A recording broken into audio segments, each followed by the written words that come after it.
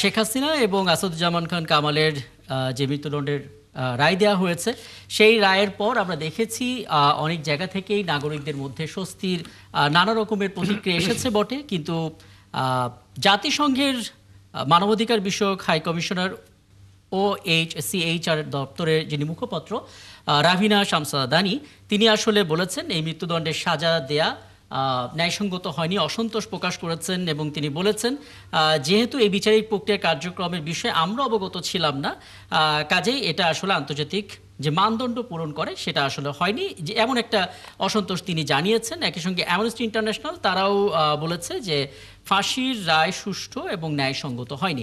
আমরা বিষয়টি নিয়ে কথা বলতে চাই। শুরু থেকে তো আমার সঙ্গে আছেনই সিরিয়ার সাংবাদিক লোটন একরাম, এবং একই সঙ্গে এই পর্যায়ে আমাদের সঙ্গে যুক্ত হচ্ছেন ওয়াশিংটনে বাংলাদেশ দূতাবাসের প্রেস মিনিস্টার গোলাম মুর্তজা।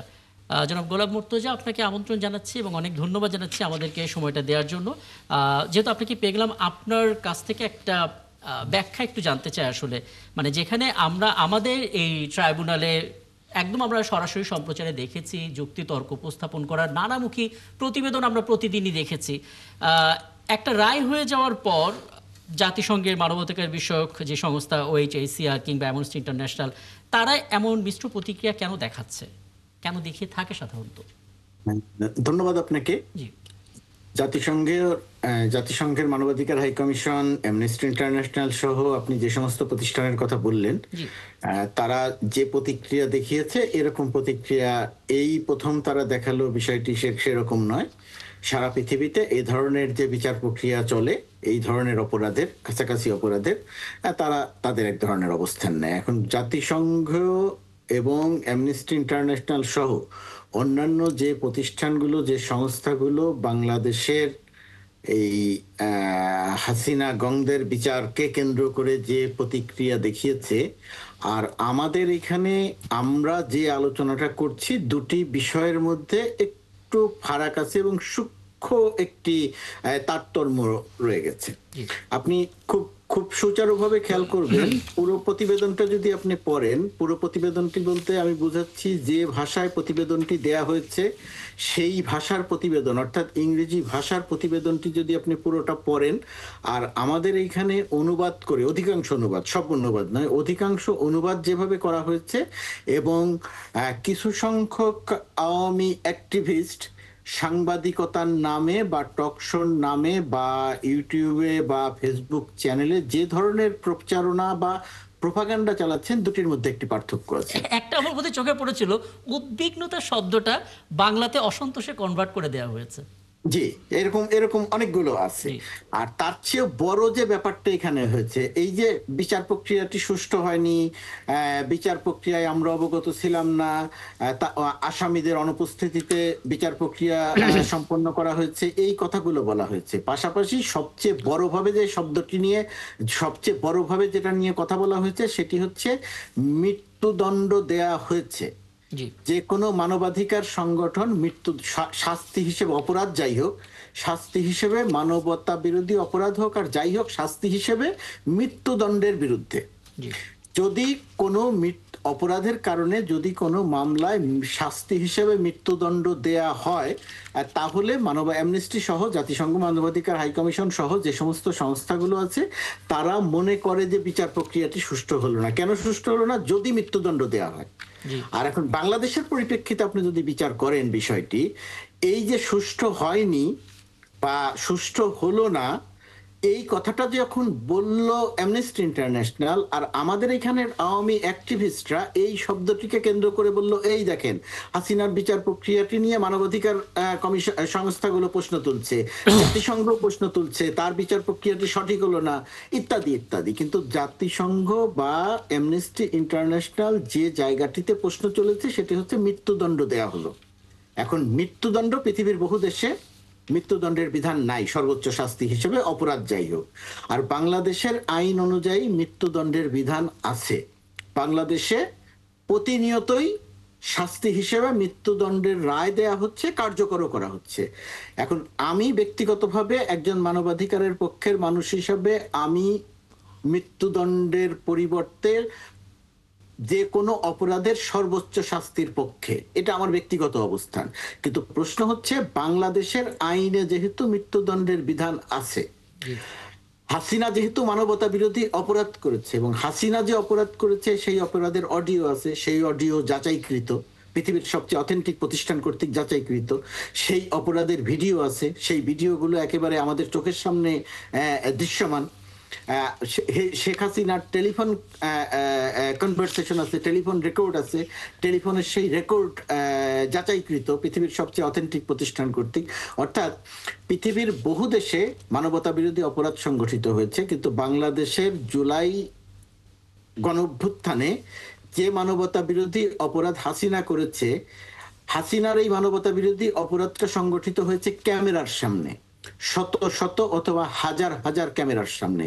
এমন ক্যামেরার সামনে মানবতা বিরোধী অপরাধ সংগঠিত হয়েছে এমন নজির পৃথিবীতে একটিও নাই।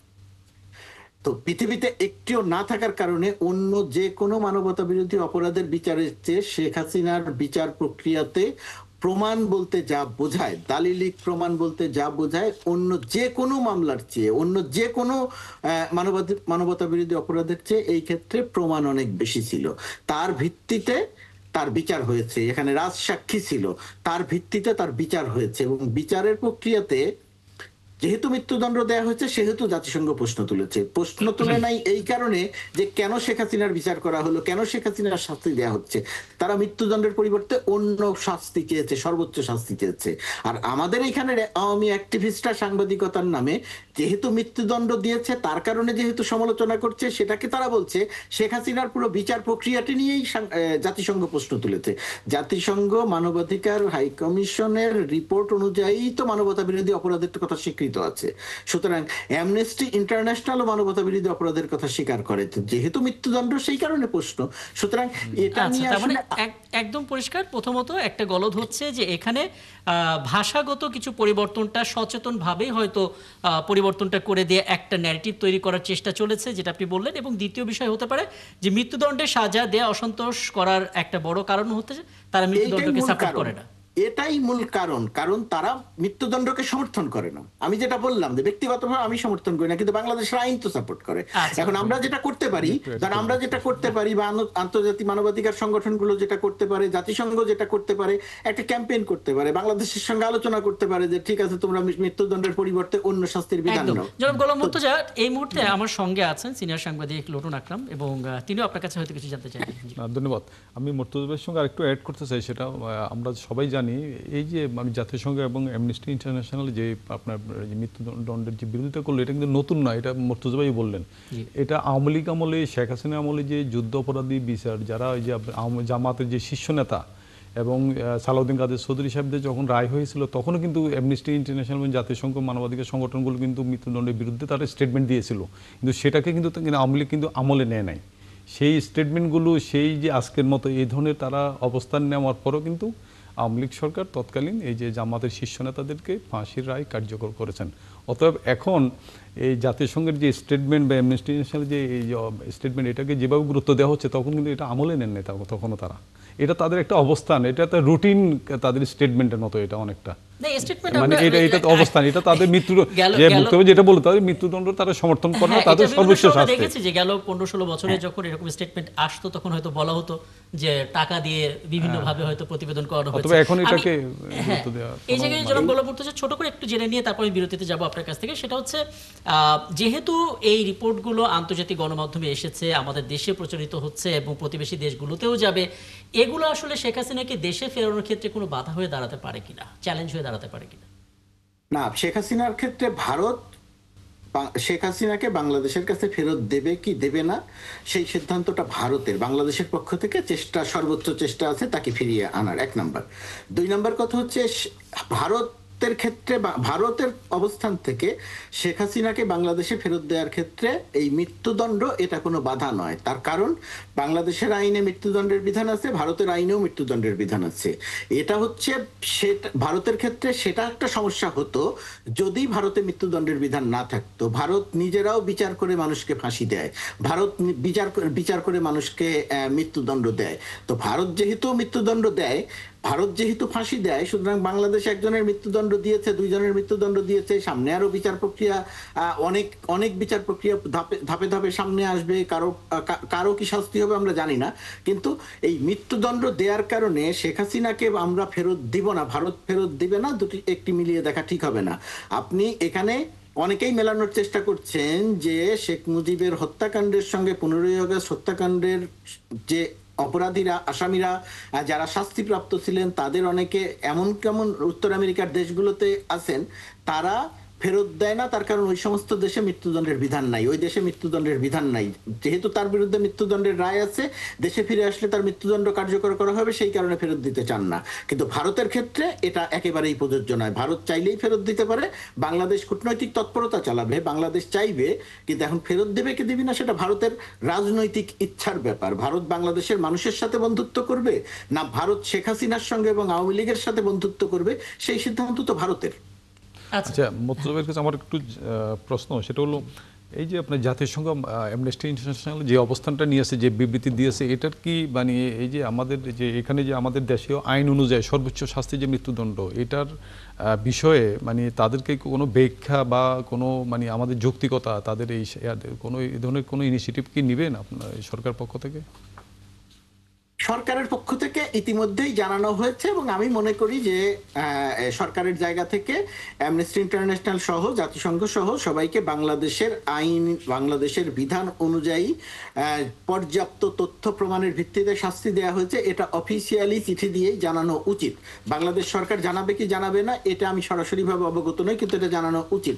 উচিত এই কারণে, যেহেতু আমাদের এইখানে আমি বললাম যে সাংবাদিকতার নামে, সাংবাদিক পরিচয়ের নামে কিছু আওয়ামী অ্যাক্টিভিস্ট যেহেতু এটাকে নিয়ে খুবই সুচতুরভাবে বিভ্রান্তি তৈরি করছে এবং এটা জনগণের মধ্যে ছড়িয়ে দেওয়ার চেষ্টা করছে, এবং তুলনামূলকভাবে এখানে সরকারের অবস্থান যতটা পরিষ্কার করা দরকার, সরকার সেটা হয়তো সেইভাবে পরিষ্কার করতে পারছে না বা করার চেষ্টা করে নাই, এই কারণে তারা বিভ্রান্তিটা ছড়ানোর চেষ্টা করেছে। সেই কারণে আমি মনে করি যে জাতিসংঘ বা যে সমস্ত অর্গানাইজেশন এরকম প্রতিবাদ জানিয়েছে তাদেরকে চিঠি দিয়ে পরিষ্কার করা উচিত। আর একটা কথা এখানে আমি বলে শেষ করি, আওয়ামী লীগ যেরকম অ্যামনেস্টি ইন্টারন্যাশনাল বা হিউম্যান রাইটস ওয়াচ বা জাতিসংঘ একটি বিবৃতি দিলে একেবারে তুচ্ছ তাচ্ছিল্য করে উড়িয়ে দিত, আমাদের কাছে কিন্তু এই সমস্ত প্রতিষ্ঠান উড়িয়ে দেওয়ার মতো না। এই সমস্ত প্রতিষ্ঠান গুরুত্বপূর্ণ, আগেও ছিল, এখনো গুরুত্বপূর্ণ, এবং তাদের মতামতকে আমরা শ্রদ্ধা জানাই, তাদের মতামতকে আমরা গুরুত্ব দেই। কিন্তু কোন পরিপ্রেক্ষিতে, কোন জায়গাতে তারা বক্তব্যটা দিয়েছে সেটা দেশের মানুষের কাছে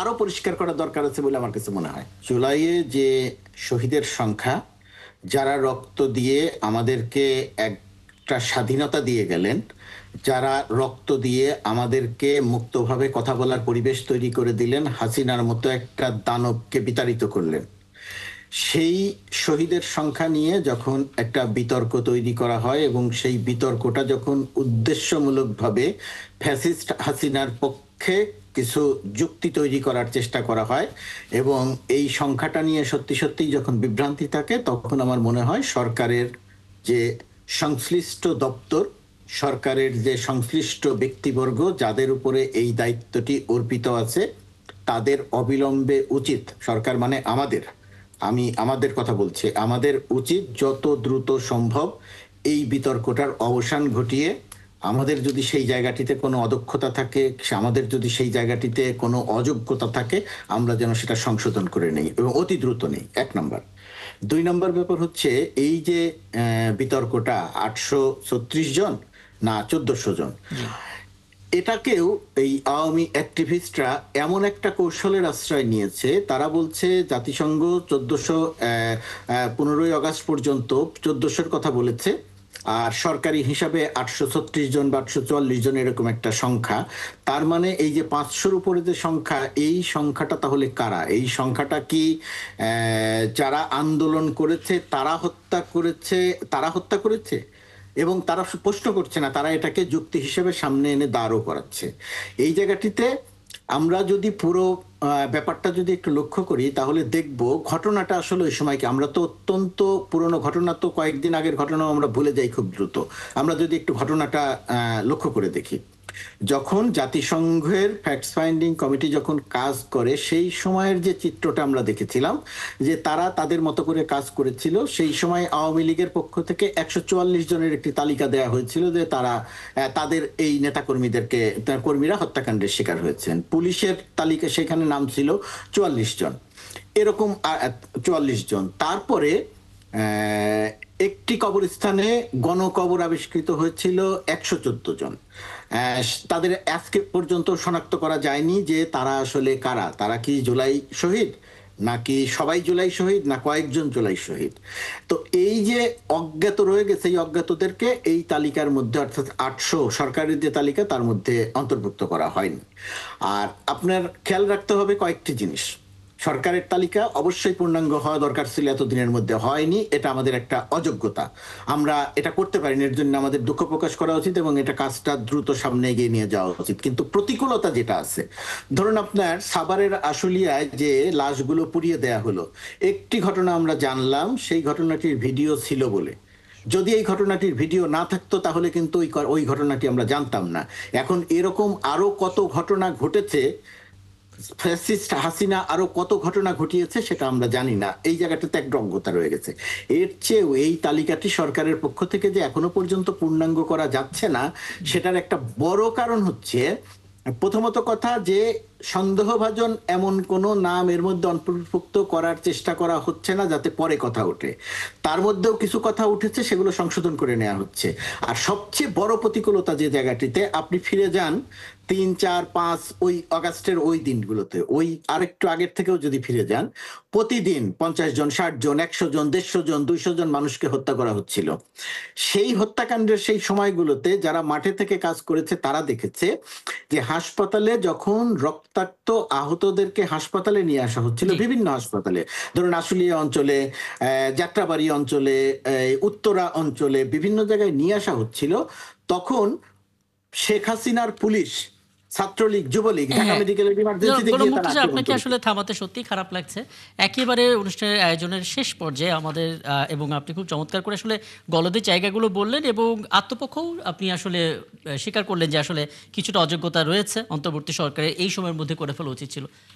খুব জরুরি ছিল, ব্যাখ্যাটা না দেওয়ার কারণে একেবারে ইয়ে হয়ে গেল। কারণ ওই হাসপাতালগুলোতে, হ্যাঁ, হাসপাতাল রেজিস্ট্রিতে ওই মানুষগুলোকে দেখানো হয়েছিল যে সে দুর্ঘটনায় আহত হয়েছে, গুলিতে আহত হয় নাই। কারণটা হচ্ছে পুলিশ গুলিতে আহতদের ধরে ধরে গ্রেপ্তার করছিল। এই যে হাসপাতালের রেজিস্ট্রারের নাম থাকলো না, যে কারণে এখন ওটা প্রমাণ করা খুব কঠিন যে সে জুলাই শহীদ বা জুলাইয়ে আহত হয়েছিল। তাদের কোথাও কোনো রেজিস্টার নাই, রেজিস্টারের নাম নাই, নাম সে গুলিতে নিহত হয়েছে, কিন্তু হাসপাতালের রেজিস্ট্রি খাতায় কার নাম আছে আহত হিসেবে, অথবা অনেকের নাম নাই, পরিবার পরিজন তাকে নিয়ে চলে গেছে। এদেরকে খুঁজে বের করে শনাক্ত করা এবং জুলাই শহীদ হিসেবে শনাক্ত করা খুবই কঠিন এবং খুব কঠিন। এবং আপনি বলছেন আসলে এখানে কোনো জটিল। কোনো জিনিস যেটা ক্যামেরায় আসেনি, স্বজনদেরও পাওয়া যাচ্ছে না, হাসপাতালের রেজিস্ট্রেশনের মধ্যেও নাই, সেগুলো সংখ্যাটা হয়তো বিবেচনা করা হয়নি, যে কারণে এই পরিস্থিতি। অনেক ধন্যবাদ আপনাকে। এবং লোটন আকরাম, আমার সুযোগ থাকলে আপনার সঙ্গে কথা বলতাম, কারণ এখন একটা নিউজে যেতে হবে, একেবারে সময় শেষ। অনেক ধন্যবাদ, কৃতজ্ঞতা আমাকে সময়টা দেওয়ার জন্য। দর্শক, এই ছিল আজকে ৭১ জানালে। আগামীকাল আবারও দেখা হবে, থাকুন ৭১-এর সাথে।